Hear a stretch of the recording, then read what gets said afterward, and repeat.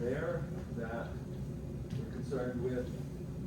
Platyhelminthes, flatworms, we already went over that. Consists of liver flukes, or flukes, planaria, and tapeworms. We already covered all of that. Mollusca is a pretty big group, and so with the mollusks, you can know the chitons. You don't need to know the scientific word for that, but for gastropoda and Bilaphobia, cephalopoda, those words you do need to know, and that's all the further we got. Okay. In lab, I will go over the anatomy of a clam. So that's what you're looking at on Wednesday is earthworm dissection, and if cockroaches come in, also cockroach dissection. Okay. And plus, we're continuing with exercise 9, and there'll be a pre-lab quiz on exercise 10. Okay. So, and then further, Monday we'll at least do the systematics of classification specimens of exercise 11. Okay. Then the following Wednesday will be lab exam. Okay. So I'll also tell you more about the lab exam. All right. So we'll get to that a little bit later. So bivalves, cephalopods, very smart critters. And now the last protozoan group, annelids. These are called segmented worms. Okay, there's a lot of things that are worm-like, right? So, even in fact, our own lineage started out looking pretty much like a worm. Okay, so this is a pretty common form, but with the annelids, they are segmented. Now, when we have segmentation has evolved in animals several times, but this is the first that we've come across segmentation. So what segmentation is repetition of body parts. Very similar. It doesn't mean that the repetition part is absolutely the same, but they're close. And there's a little bit of variation. Even chordates, the group that we belong to, started out segmented. And that segmentation was independent of the annelids. And we still have a bit of it left in the repeating parts of our backbone. Okay? Repeating units, and really the segmentation in the embryo, the early human embryo is pretty clear that the ancestry came from segmentation.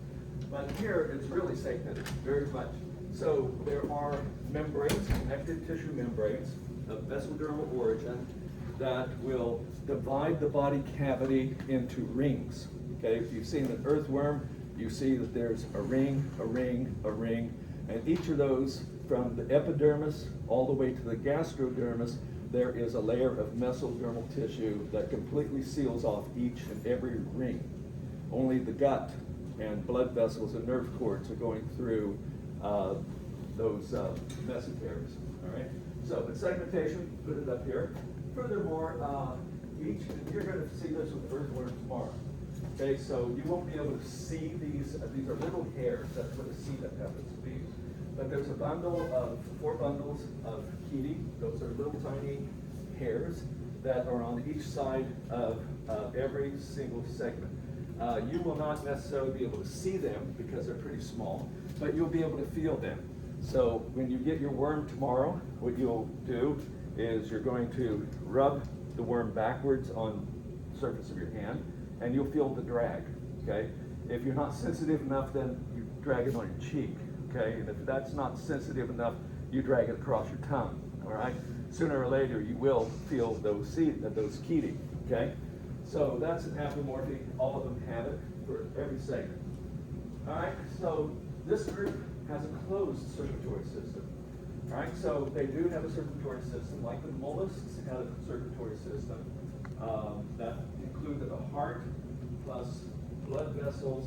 But all of the circulating fluid is not always in a blood vessel. Okay, just the way the heart has kept body fluid stirred up. Here they have hemoglobin, so the blood is red, but the hemoglobin is a little bit different than our hemoglobin. Our hemoglobin has 4 subunits. Okay, so it has quaternary structure, 2 alpha, 2 beta globin chains, but these will have chains of about 100 units. Okay, so they're quite different than the hemoglobin we have. However, it is still something that carries oxygen. So closed circulatory systems, they have about 9 hearts in earthworm, at least, that you will see tomorrow. And all of the blood is within blood vessels. They have a pretty well developed brain. You'll be able to cut open the head and be able to see the brain as well. And dorsal and ventral blood vessels. Okay, so there's a blood vessel that goes down the dorsal side of the animal, and a major blood vessel that goes down the ventral side of the animal. And they have an excretory system. This is the first time we've come across any animals that have an excretory system. To get rid, usually excretory systems are to get rid of metabolic waste, okay? Usually nitrogenous waste, okay, from the breakdown of proteins, because from the breakdown of proteins and nucleic acids, which happen to contain nitrogen, nitrogen cannot be recycled. There's just no biological, and that sort of shows you that evolution isn't always perfect, because nitrogen is a very limiting factor in all living things. And we have plenty of it in the atmosphere. 70% of the atmosphere is nitrogen, but it's totally unavailable to biological systems. They can't break it down. And they can't store it, okay? Unlike carbohydrate reserves of fat that store that. But amino acids are not stored. You use them or you lose them, okay? They're deaminated. The amine group is taken off, and that gives you ammonia. Ammonia is very, very toxic, and you have to get rid of it, okay? So they have a type of excretory system called metanephry. And I'll point that out when we do the sections tomorrow. And when we get to excretion in animals, we'll talk more about function, okay? That's brief for that. Most of these are monoecious, not 100%. There's some species that happen to have separate males and females. But for example, in earthworms, they have both testes and ovaries, okay? So, but they usually outcross. They cannot make it themselves. Usually that doesn't work. So there's going to be 3 groups here. One of them, actually 2, but one of them I'm going to split into. One called Polychaeta, and these are featherworms. And if you got ahead enough on exercise 9 yesterday, you would have seen it, okay? So things they have on the side of the body are these projections. They're not legs, they're not jointed, they're called parapodia. And these parapodia serve 2 different purposes. In fact, this is where, at the tips of the parapodia, this is where the chelae happen to be located. Okay, so what this chelae, let me jump back here. What does this serve is that for earthworms, they're digging through the soil, right? And they don't have bones. They have their coelom is a hydrostatic skeleton. So when their muscles contract, circular muscles on the coelom, pushes part of the animal forward. But if once it's relaxed, it would just come back like a accordion if they didn't have this chelae that would lodge them in the side. So as you go, as the worm goes forward, it's pushed forward, the chelae, these chelae lay down, they can slide past it, but then they spring out when you try to go back. So it pulls the worm forward. And likewise here. So it's parapodia, it's both for locomotion, because a lot of these featherworms live in sediment. So they'll dig tunnels in the sediment, filter feeders, and these serve as gills for respiration as well. I'll show pictures of this in a moment. Then there is a second clade, Clycellata, and they have a special fused couple of segments that are called a clitellum. And clitellum serves for reproduction purposes. Okay, and I'll show that here momentarily. In these 2 groups, or in this group, there are 2 different groups. The Oligochaeta, these are the earthworms, and Hybridemia, the leeches. Okay, all leeches are bloodsuckers, and unlike most blood-sucking animals, these are really clean. There's no known disease that they transmit. okay, which is very unusual for any sort of blood-sucking animal. Okay. Furthermore, Pyridina, some leeches are used medically. Okay, so we have medical leeches. Normally, I would order those, but for some reason our budget is too short, and I won't have live leeches. Usually, I'll maybe see if I can get some a little bit later on, because I'll let you play with them. Okay, you can feed them if you want. Okay, what they do is they produce a compound called pyridina. That's where the name comes from here, which is an anticoagulant. So the way in which these are used is if someone has a limb or hand that completely gets severed, doctors can put it back together, and they can align all the arteries and blood vessels, but you have a massive amount of clotting. And if some of these arteries get clotted, then no blood gets to the hand, and putting it back together is perfectly useless. So they would put leeches around this area, let leeches inject pyridina, which prevents massive clotting. And so they are used medically for that purpose. Okay, so this is a feather worm. Okay, these are parapodia. They're not legs. Okay, those are the parapodia. And the cutellum, don't quite see it well in the leech, but this swollen piece right there is the cutellum. That's where it will form a cocoon to embed its eggs in and leave the cocoon in the soil so that the eggs will hatch. Okay? Leeches have it too. So this is a leech. That's the thumb. Okay, this is the fingernail and thumbnail. So this is hooked on. They have suckers at both ends, and they have pretty good teeth that they can drill through the skin to get to the blood. All right, so that's the end. That's all I have to say about that group. Now, the other group of protostomians that we have to look at are ecdysozoa. And these have a cuticle outside of the epidermis. So the epidermis, ectodermal origin, the skin, is not what you see on the outside of the surface. It is a cuticle. So most of the time this consists of collagen. Okay, so it has a lot of protein in it, collagen. It's secreted by the skin cells. And a lot of times the cuticle is very thick, right? So that creates a problem with growing, because that cannot be altered. Once you have secreted that cuticle, as the animal grows, there's no way to stretch the cuticle. So it's like being in a suit of armor and putting on weight. Soon it gets a little bit tight, all right? And so what you need to do is change your armor. And so they go through molding. Technical word for this is ecdysis. That's exactly where the word comes from. Is that by growing, they have to shed their cuticle. So they go through this series of where the skin, epidermal cells will secrete some sort of liquid to dissolve at least some of the cuticle closest to the skin, and then there's suture lines that will split. Then the animal will crawl out of the cuticle, puff itself up with air or water so that it expands its body as much as it can, and during that time it will secrete a new cuticle. Then it can relax and it has room to grow. Okay? So with these particular animals, if you were not looking at weight, but if you were measuring the length of the animals as it grew. So this here is time, overgrowing. Most things would grow like this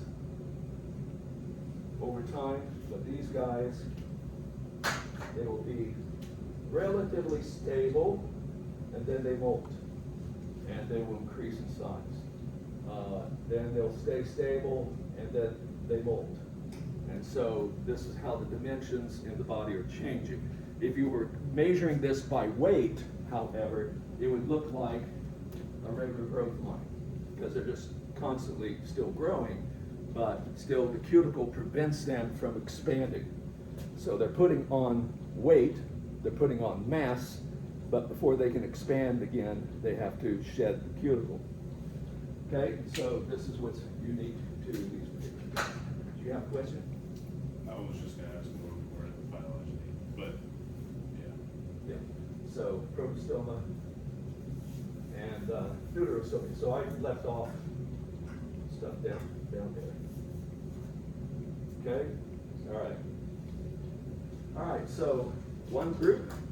There's only two groups in here, but one of the groups I'm going to really expand on because it's pretty important. One of these is nematoda.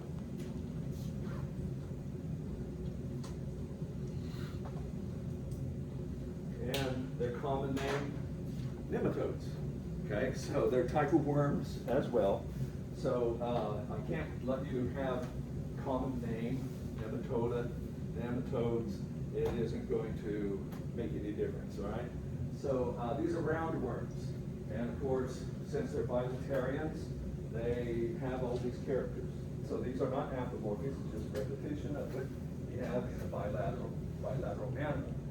However, this one group, pseudocoelomate, okay? And that was, we believe, derived from a true coelomate. So what is a pseudocoelomate? It has a body cavity, fluid-filled body cavity, but that fluid-filled body cavity is only bound on the outside by tissues of mesodermal origin and on the inside by endodermal tissues, okay? So it's not completely embedded in mesoderm, right? So I'm putting that. This has evolved in other groups of animals independently. So it's happened more than once. But I'm still going to put it here as an apomorphic for nematoda because we're not going to talk about those other groups of animals. Okay, this is the only group.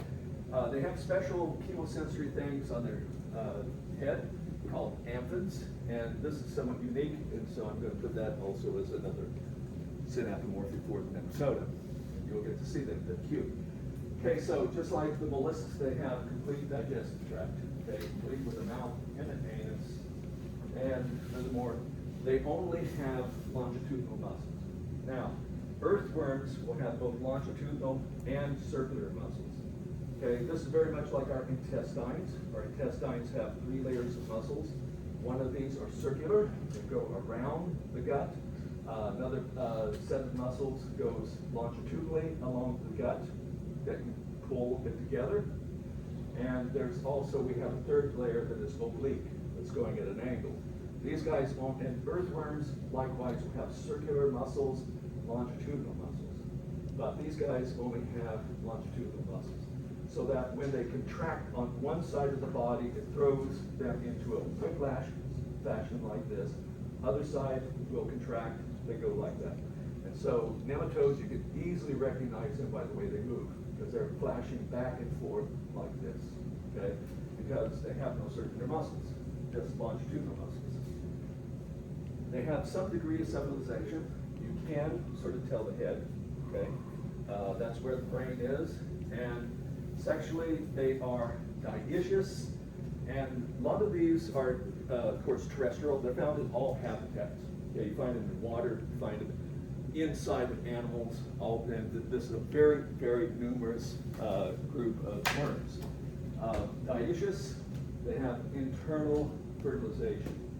Okay, so what I mean by internal fertilization is that males and females come together and they copulate. So the males have a copulatory organ in which sperm is deposited in the female. Okay, this is unlike many of the mollusks, like clams and cephalopods. It's external fertilization. They release their sperm and eggs into the water and fertilization takes place there. Okay, nervous system. They have a fairly good brain and nervous system with ventral nerve cords. Okay, in fact, they have 4 longitudinal nerve cords, all on the ventral side of the body. So far, we've seen every time please note this, every time I've mentioned a nerve cord in these animals, so far, all of them have been on the ventral side of the body. That's going to be significant a little bit later. Okay.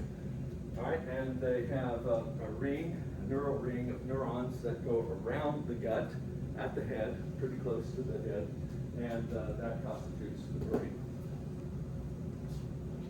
Okay, so this here is a typical nematode on a blade of grass. The head is right there. The tail is down here. Okay, so, and this is a female. Okay, So how can you tell? The head is somewhat blunt up there, whereas the tail comes to a point. If this were sort of had two little spicules sticking out here, little threads, then that would be a male. Females don't have that. Okay? So this is the way you tell them apart. Some of these nematodes can be quite big.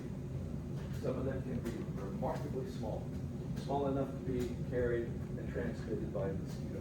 Okay, so they come in all different sizes, and it's a very, very understudied group. There's a lot of species out there that are not named. Okay, some of them can be really prolific. The eggs are incredibly small, and there was one study. This is a bigger worm, probably something that was in probably a scarus. There's in guts of dogs that could lay about 200,000 eggs a day, okay, which is really prolific, all right? But they're very small eggs. They live in all ecosystem situations. So some of them are decomposers. They cannot digest wood, cellulose, but still other type of organic debris we find them in. Some of them are parasites. In fact, there's probably not a single animal or plant that doesn't have some nematode parasites, including humans. There's many species of nematodes that will parasitize humans. They can be very small and numerous. Okay, one study looked at a rotten apple, okay, counted the number of individuals of nematodes in there. Not different species, but all the same species, but nonetheless estimated that there's about 90,000 individuals. So that means they're very, very small worms. Some of them are big. I will show you a scarus tomorrow in lab. It's a worm that's about that big, okay? And farmland, about 3 billion nematodes per acre. So they're very, very numerous in the environment, but most people never see them. Some that are important include Trichinella spiralis. This can get in humans if you eat undercooked pork, okay? Undercooked pork. All right, so what happens is that its primary host is pigs, okay, swine.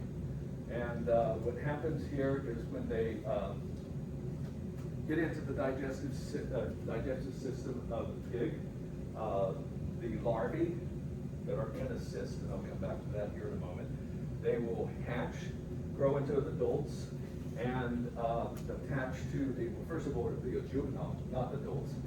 They'll grow, attach to the intestines.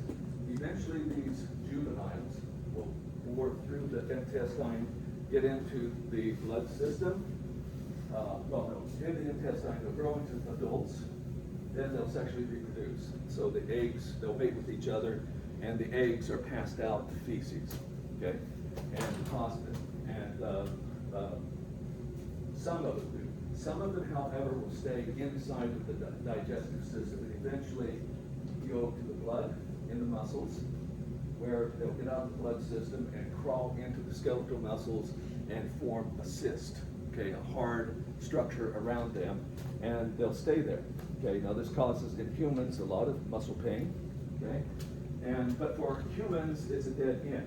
For pigs it's not, because what can happen here is that when the pig has all of these larvae in their muscles that dies, usually it'll get eaten by another pig, and that transfers.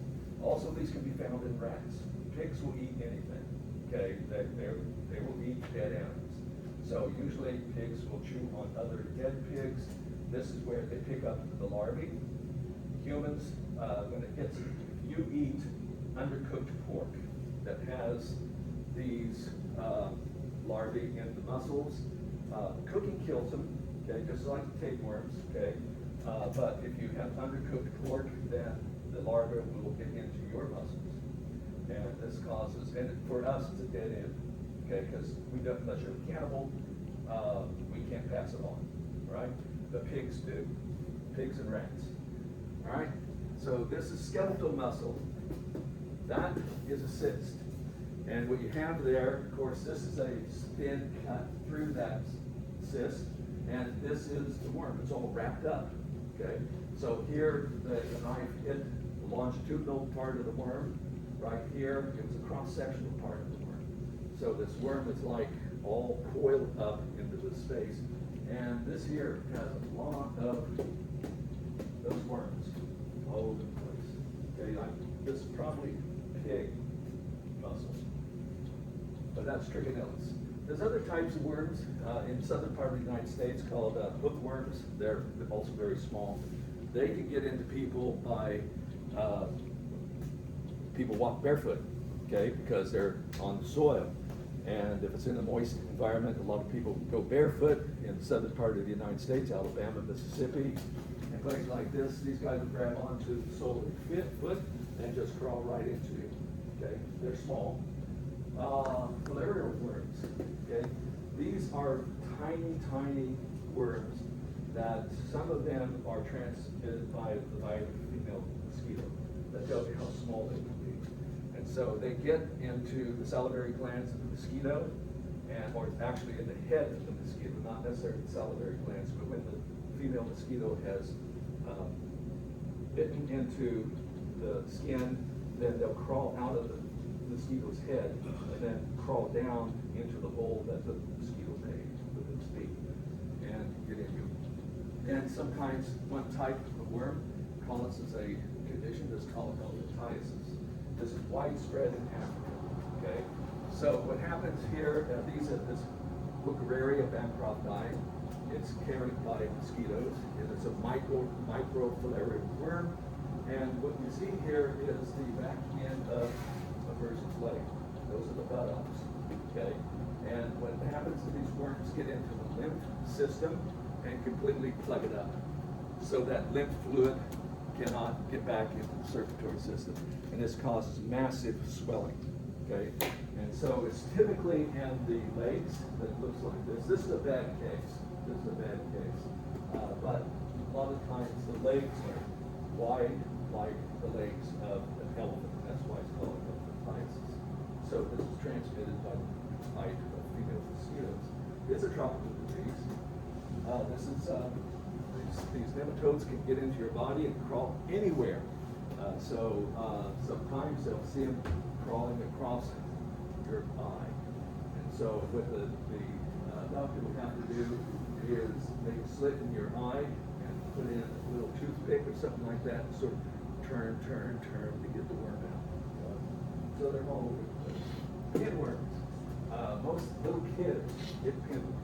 Okay, they live in the large intestine, and what happens, these are real small worms, but at night they will come out the anus and lay their eggs. Okay, they lay their eggs around the anus. Of course, this itches, so the little kid is scratching, picks the eggs up on their fingers, and you know what little kids, toddlers do with their fingers? They put them in everybody's mouth, okay, which transmits the pinworm, okay?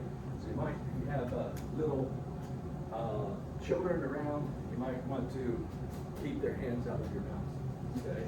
Right? Different stories here, but we've got to go on, all right? So that's the nematodes.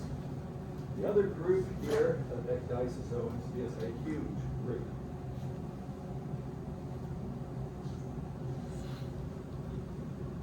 Arthropoda. It is the most numerous group of all life. There are more species of arthropods described than there are of anything else in the universe. So you took all chordates, all annelids, all mollusks, all trees, all arthroplastida, all fungi, the number of species, the number of arthropods still outnumber everything else. It's the biggest group. So it's very successful. So this is spiders, ticks, scorpions, lobsters, crayfish, and centipedes. And the biggest group here are the insects. Okay, there's over 1 million species of insects that are described out of the 1.5 million described species of everything. Okay, so they outnumber everything. So it's very successful, and if you call it a Linnaean phylum, of course, it is the largest phylum of all life. Right? So, dry characters. Like the annelids, they have segmented bodies. Okay? So the segmentation, for example, if you see a centipede, you can see the rings. And even with an insect on the abdomen, you can still see the repeating units, the rings. This is independent of what happened in the annelids. Notice that they're not even on the same branch of chromosomes. Annelids are over here. So this is convergent evolution. Okay? So segmentation in animals has evolved at least 3 times. All right? And this is the biggie, though, is that they have articulated exoskeleton of chitin.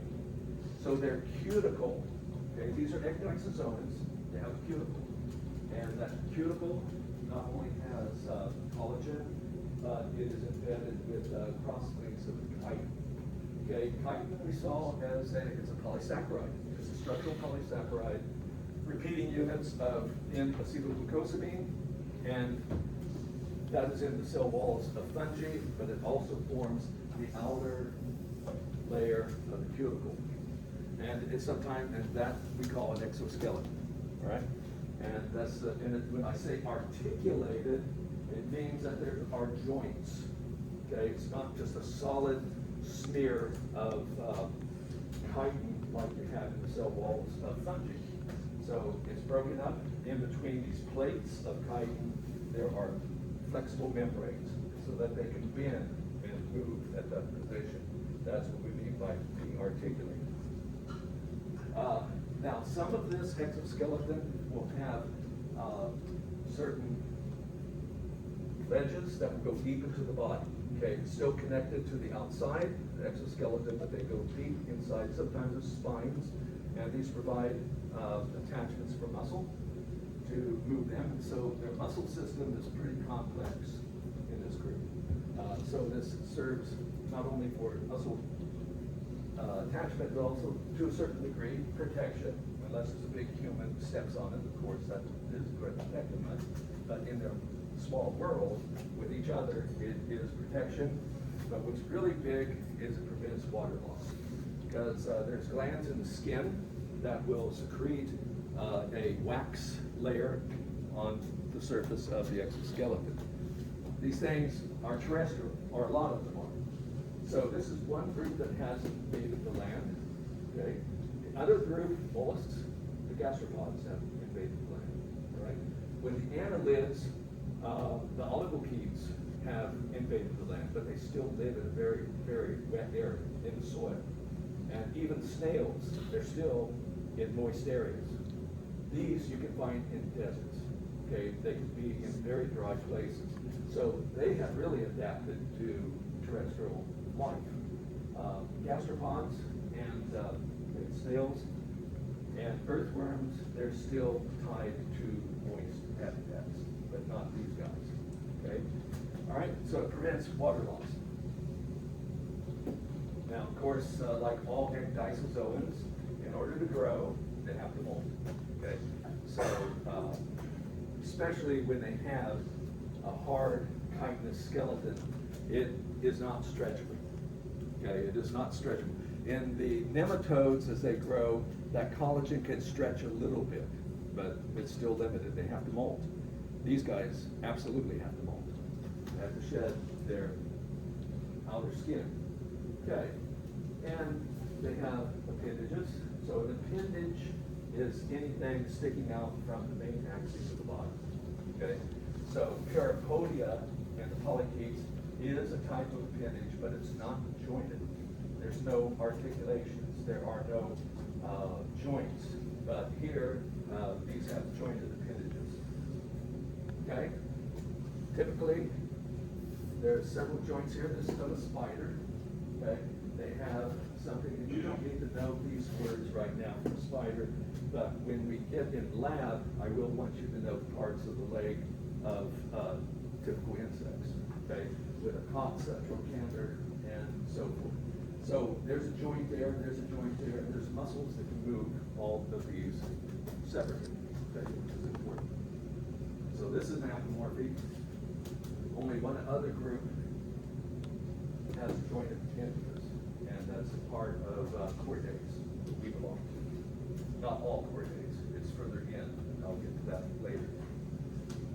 This group has a high degree of civilization. It's very easy to tell where the head is.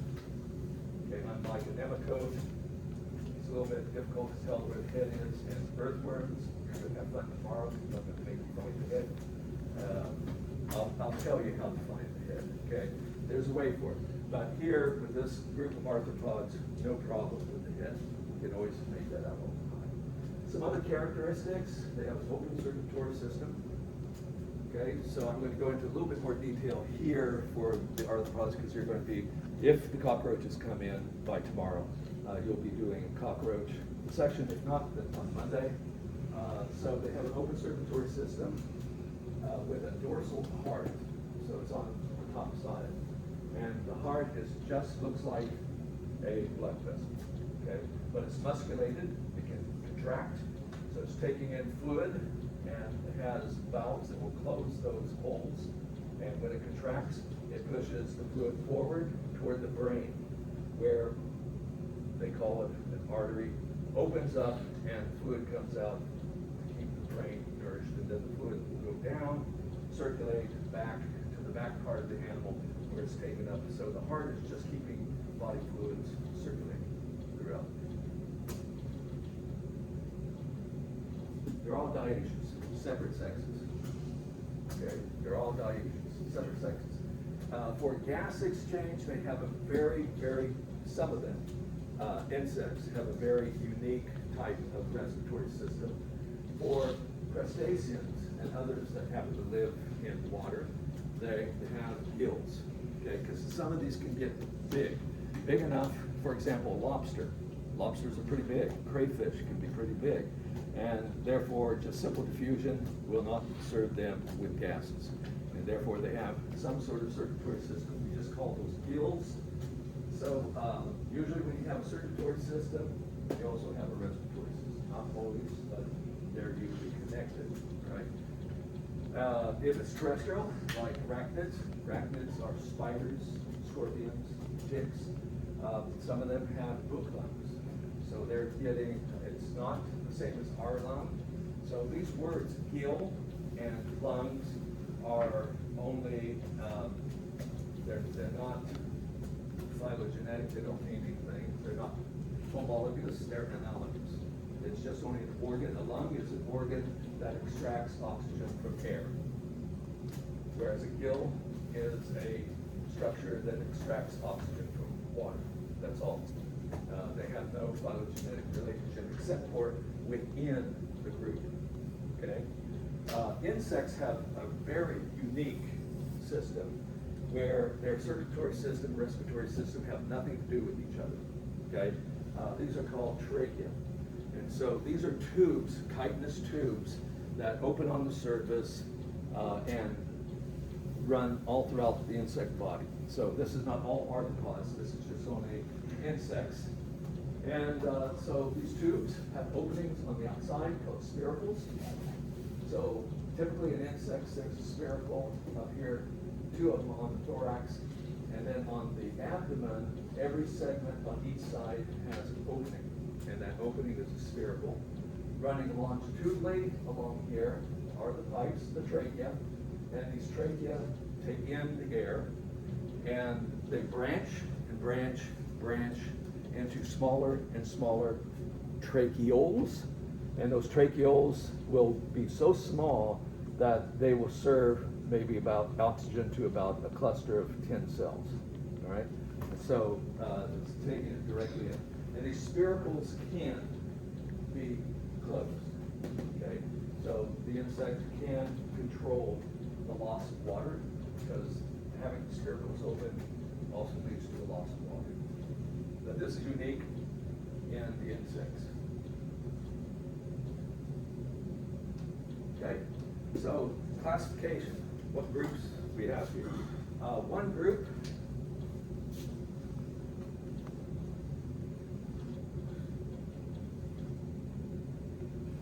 Trilobitomorpha. Put a dagger. Means that they're extinct. Okay, they no longer exist. These are the trilobites. Okay, So, but they were very, very abundant all throughout the Paleozoic. And so during the Paleozoic, they went extinct with the Permian extinction, when they were very, very prolific. Most of them marine, and we have a good fossil record of these things. Some of them can be real big, like this. Others are real tiny, right?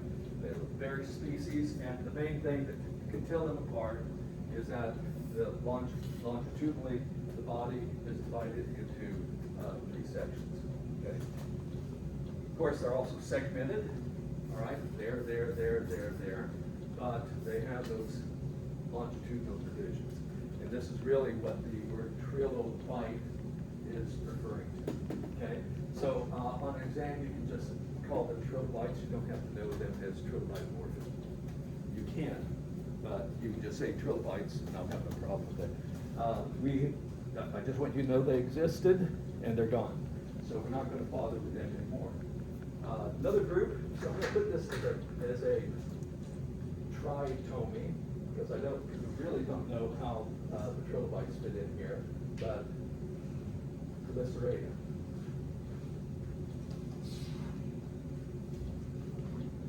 Or you can pronounce it Chelicerata.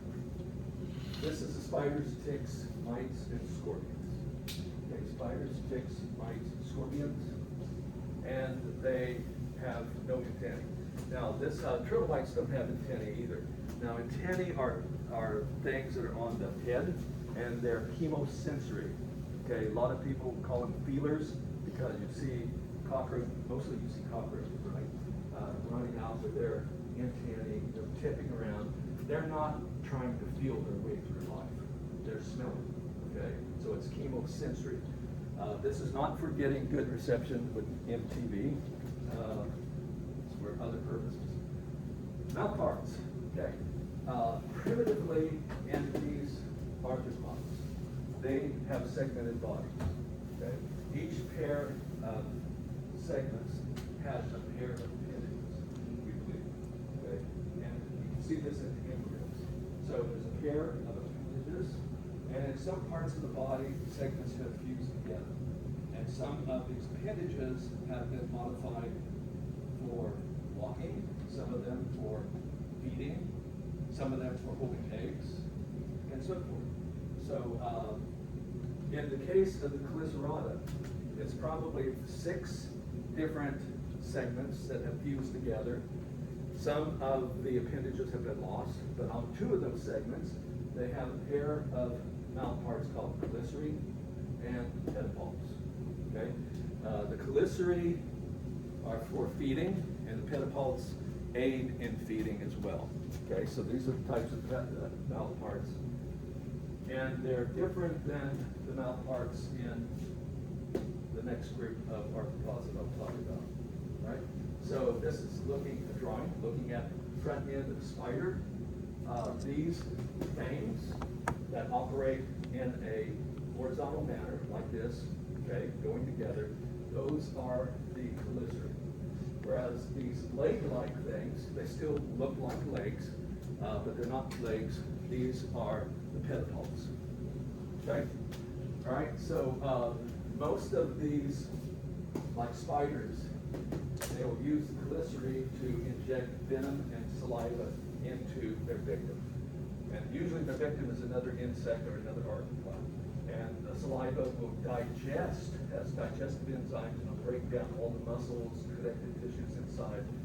So the spider will leave, once it catches something in its web, it will inject the saliva, go off, wait for something else, and hours later, after all the inside has been turned into a good soup, they'll come back and suck it out. Okay? That's how they feed. All right? So, but these, you don't need to know this, just call them horseshoe crabs. So I'm going to say 2 branches in the Chelicerata. Horseshoe crabs, you don't see them very often. They're all marine, and they look like this. We used to have some specimens here, but they got all broken up. I just want you to know that they exist. And then the arachnid. Okay, everyone has heard that word before. Arachnophobia, so I want to keep that word. Okay, that's the name of that clay. This is the ticks, scorpions, spiders, and mites. In fact, a tick and a mite belong to the same clade within this group. We're not going into subclades. But just to have something, they have 4 pairs of walking legs. Okay? Furthermore, all of them, as I said, segments fused together into sections of the animal that are called tagma. Okay, plural. Tagma. Okay, so what this means is that there are certain segments that have fused together in such a way that they have produced a unique part of the body. Okay, where a lot of times segmentation isn't so obvious. So this will come up here in a moment. Is that in this group, it's called, one of the segments, the tagma is called a cephalothorax. That includes the eyes, the feeding parts, and the walking legs, all fused together, cephalothorax. The other tagma in this group is something called the abdomen. Okay, the abdomen contains all the visceral functions, digestion. That's where the heart is. That's where the reproductive organs are. Digestive system is behind that. Okay, so if you look up here, cephalothorax is from here to there, and that's the abdomen. Likewise, the spider, we had to turn sideways. The head, what looks like the head, you can't tell the difference. It looks like the walking legs are on the head. It's all one tagma, all right? So this likewise only has cephalothorax and an abdomen. That's different than when we have insects. Insects have 3 tagma. Okay, the terrestrial ones mostly breathe by means of something called book lungs. And I'll talk about the structure of book lungs when we get to respiration. They have simple eyes. Okay, so earthworms don't have eyes. Nematodes do not have eyes. Okay, but this group does. These are simple eyes.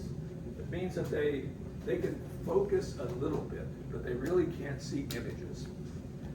These are photosensitive cells that are underneath that when they absorb light, they send a message to the brain, but the lens across there is not adjustable, and so they can't focus.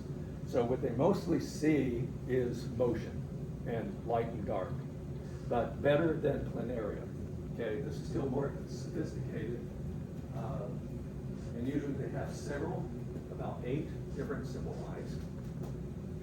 This is going to contrast with insects that have compound eyes. All right, these are simple eyes,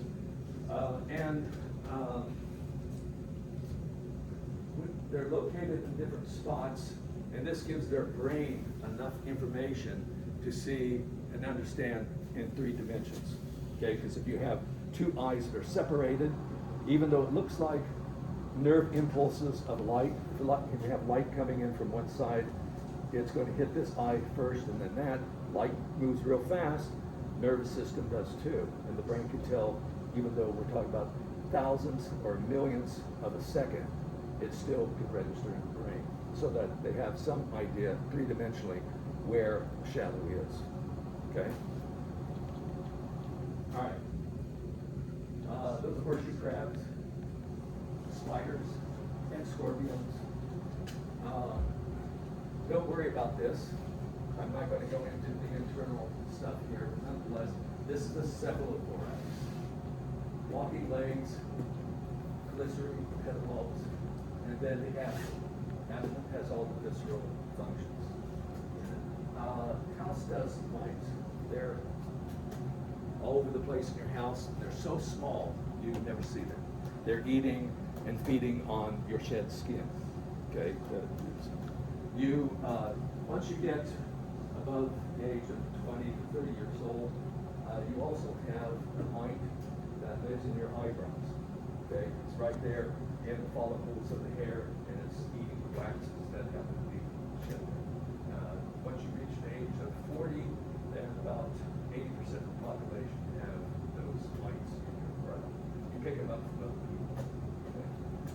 they're very small. Okay. Okay, last group here. Or not the last group, the other group. So I'm putting here a tritone, right? I'm not going to separate trilobites, chelicerates. So here we have horseshoe crabs and arachnids. But from here,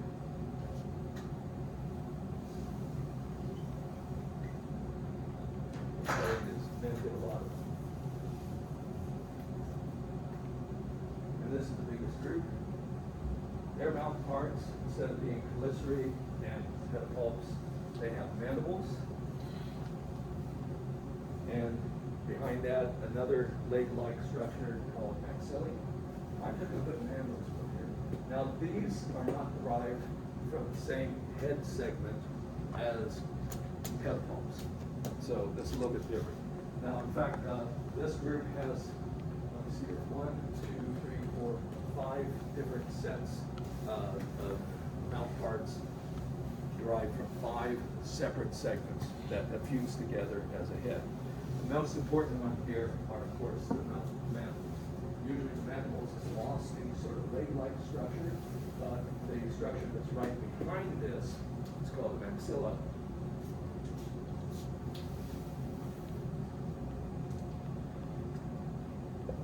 They have still retained sort of a leg-like structure to them, a piece that's called pulse. We'll talk about that in Latin. Another leg or segmental appendage that has been highly modified and rotated to the top of the head called antennae. Okay, so these have antennae. Chelicerates, trilobites don't. Okay, so this is an anthropomorphy for the mandibula. So these are sensory, chemosensory for smelling, okay, picking up and tasting. Okay, so taste and smell is basically the same type of sensation. And so this includes centipedes, millipedes. I put crustaceans in quotation marks because it is paraphyletic. This hasn't been completely resolved yet, but we do know that it is paraphyletic. And then the biggest group of all, the insects.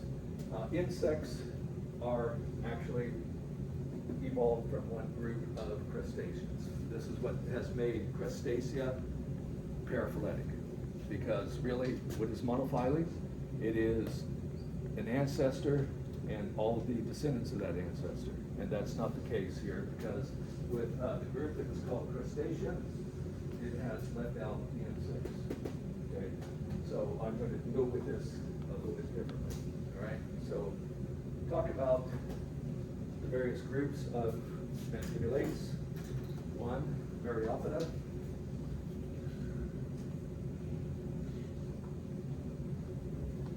Which means many legs.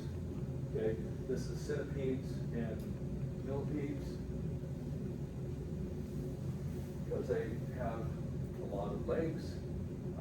Now, they also have a special type of internal head structure, and that's all you need to know as an anthropomorphy.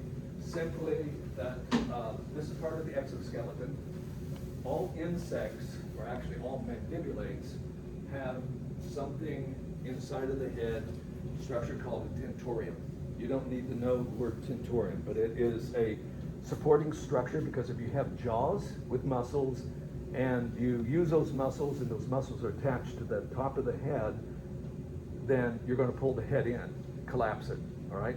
Because they do have fairly strong muscles for their size.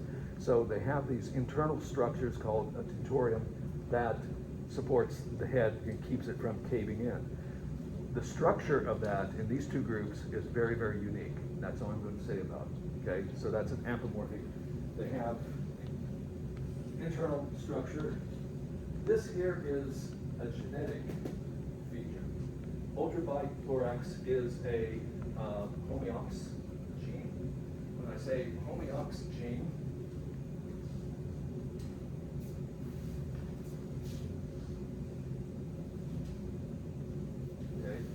these are genes that early in embryology divide up the body into different parts. Very early on, these are expressed, and certain ones of them, when they're expressed, will determine what is going to be the anterior part of the animal and the posterior part of the animal. What is going to be the left side of the animal, right side of the animal, dorsal, ventral, and what is going to happen along that body axis. So as these particular types of genes are expressed, they're turned on, turned off in a sequence during embryological development. This is one of those. You don't need to worry what it does, but it's one of those only opposite genes. And here it has a special type of expression on the anti-sense side of the DNA molecule instead of the sense side. Yes.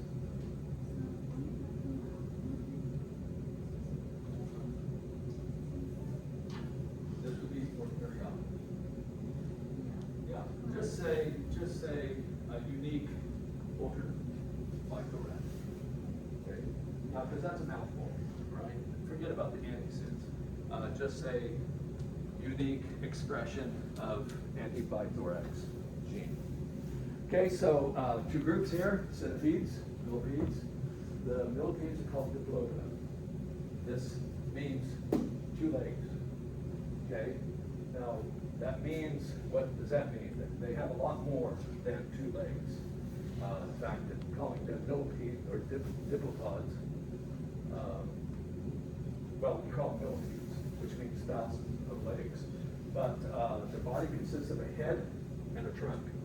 So these are the 2 tagline: head and trunk. The trunk has all the legs. Every segment in the diplopods looks like there's 2 pairs of legs per segment. Okay.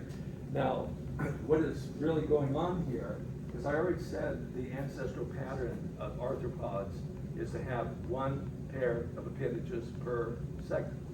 So how did these guys get 2? Okay, it's because each segment is really 2 segments fused together. What looks like 1 segment is really 2 that are fused together. And so it makes it appear like they have 2 pairs of legs per segment. Okay, they're all herbivorous, so they just eat decayed plant matter or other organic stuff. The other group is the centipedes, Galopida, and these are all predators. Their body also consists of a head and a trunk. Okay, and they, of course, like all normal arthropods, would usually have 1 pair of appendage per segment. So they still have a lot of legs. This here is a centipede over here. That's a millipede up there. This is a centipede. What is unique about these, all these are poisonous. They have their first pair of legs, trunk legs, right behind the head, are modified into poison legs or fangs. So they use these to grab their prey and inject a venom inside of them. Okay, now this can happen with you if you play with centipedes, and for most of the centipedes in North America, it would be like a bee sting. Okay, it would hurt, it might swell, but there are some centipedes in South America that are really big. Okay, Centroides species, and you can die from that bite. Now it doesn't mean you will, but people have. Okay, all right. So this is just, and all these are predators, uniquely predators. All right. I'm going to give you a break right here. So we'll pause. And so yeah, 7-minute break. Go ahead and take a 7-minute break.